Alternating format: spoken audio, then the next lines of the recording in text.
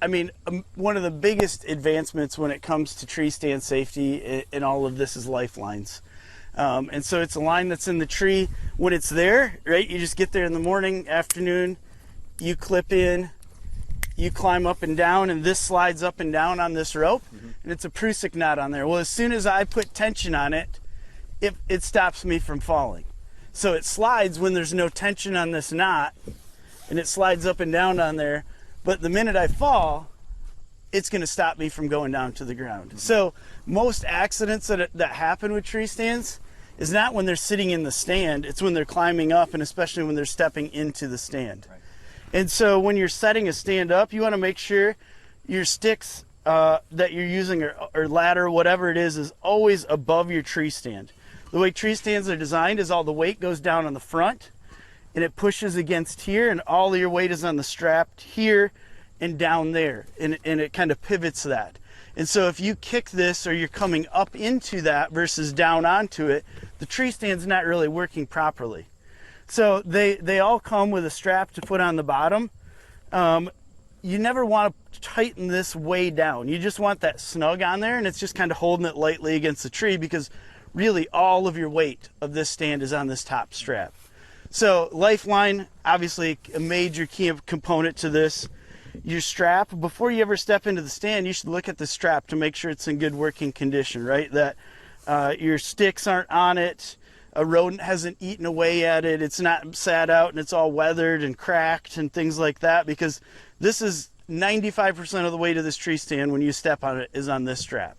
So if that strap isn't in good working condition, if these cables aren't in good working condition, your bolts are all rusty, things like that. I mean, just checking over your equipment, it is a huge piece of this, and know that it's a good working condition. I always tell people before the season starts, or the very beginning of the season, is just get your stuff out, set it up on a tree like this.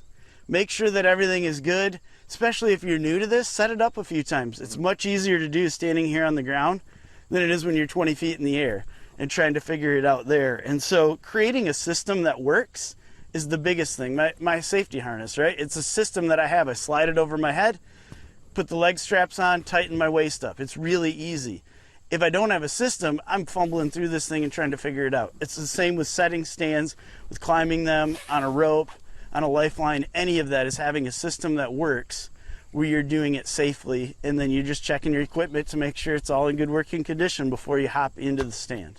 Well, I just start with asking them how many points of contact do they need when you're climbing, right? That's a big piece, is you always want 3 points of contact when you're climbing up in a tree. And so I've actually fallen twice when I was a kid, and those were because I didn't have 3 points of contact. It was long before there was Lifelines and any of that stuff. I was in high school, but if you don't have the 3 points of contact and something slips, everything is on 1 point, and that's just not a good place to go.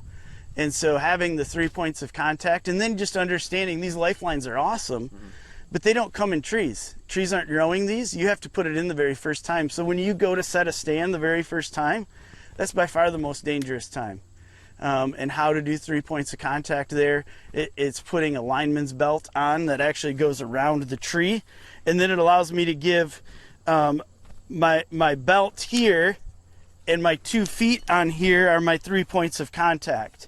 Now I'm able to use my hands to pull this up, use both of my hands to set this, and go through, all of that with having 3 points of contact yet, because it's my 2 feet, and it's a belt that's on my waist here that goes around, that I'm sliding as I go up the tree the very first time when I'm climbing. So when you're climbing up with a lineman's belt like this, you want it loose around the tree, and it's just around your belt, and you're pulling this up as you go.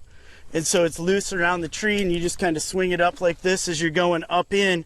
But now this allows me to be able to pull things up and to do all of that. And here's my 3 points of contact, 1, and then my 2 feet. Now my hands are free to use, and I can adjust this up and down as I go. I can set my lifeline in the tree. All of that stuff can happen with a lineman's belt on. So this is a super critical piece of setting a tree stand the very first time, to make sure that it's all safe, and you're strapped in at all points. Right now, when I get the lifeline in, I can use this to climb up and down, but the very first time I don't have that. Right. in the tree. So a lineman's belt allows me to be able to climb up and still, if I fall, you know, it's not going to feel nice. This is going to probably slide down the tree on me and things like that, but it's going to keep me from hitting the ground. I'm not going to fly down the tree. It's going to pull me against the tree and keep me from going to the ground. Absolutely. You need, I mean, so there's you getting into the stand, then you also have to get your gun or your bow, crossbow up into the stand, and a pull line to be able to do that is absolutely key and critical. So you'd have that on the stand or on you, and when you're on the ground, if you have a gun, you unload the gun, take your magazine out of the gun to make sure that that's not in there and nothing can happen. Barrel's never pointed at you, so it's pointed down. You put a gun sock or a glove or something over the end of your barrel to protect that. And then when you get up into the stand, so I would climb in using my lifeline into the stand. Then when you get into the stand, you got to put your tether or your rope of some sort. So I would climb up like this, climb into my stand, right? And then when I get into the stand, I'm putting my line and my tether on here. When I get this all situated in there, I'm going to unhook it from my lifeline after I hook this one in. So I'm always have a point of contact where I'm in the tree. Make sure that goes in there. Unhook that. Now I'm into this. I put my tether here so that when I'm sitting down, I would actually put it a little bit higher up. Move this up above, up here. This way when I'm sitting, this is about tight here. So I went right from my lifeline, attaching this before I unhooked my lifeline. Now I got that there, and I can pull up my rope, pull my gun, my weapon up. And when it's up higher, if I fall, I'm falling the least amount as possible. It also allows me to go down and underneath this. If this is way down on the tree, if I were to fall, I got a lot of momentum down, and I'm going to wrap myself in this versus having it up there. It's out of my way, and if I were to ever fall, I'm falling the least amount as possible. So you have separate lines from the one that you're climbing up with, and then you hook into the tethered. Correct. Okay. Yes. I'm sorry. Yeah, your lifeline is always off to the side of the tree, kind of, and it's just really made for climbing up and down within it. Whereas your tether one that's in there should be what you're using when you are in the stand, especially for ladder stands and some other. I mean, a hang on it isn't quite as critical, but if this is moving over on the side, it can be making noise for you when you're hunting. Mm-hmm. It's pulling you over one direction, because I always run my lifeline where I'm climbing up, right? Because then if I fall while I'm climbing, it's going to pull me to that spot. If I fall now, it's not bad to pull it over there, but it's going to be constantly pulling me over to one direction versus having it above me like this one is here.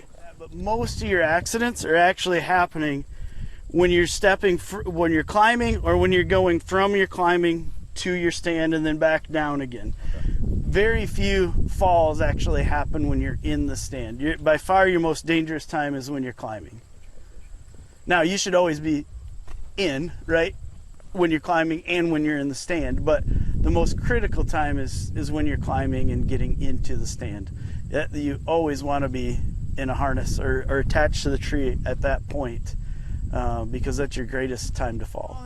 All of the different types of climbing stands, ladder stands, they all have different pros and cons to the stands themselves. But the biggest thing is, anytime you're leaving the ground, you're in a lifeline and you're attached to the tree somehow. If you're in a climber, some people will go, oh, a climbing stand has a safety rail. There's not a climbing stand on the market that has a safety rail. There's a lot of them that have shooting rails. A shooting rail is not going to hold you in. That's not intended to. Half of them can't even hardly hold your gun or bow up, crossbow on them. They're not intended to hold you in it. So you need to have one of these on that you're going up as you go up in the stand with that, so that if you were to fall as you're climbing in a climber, and same, when you get up there, you got it above you then, because you just keep moving it up as you climb up the tree, so that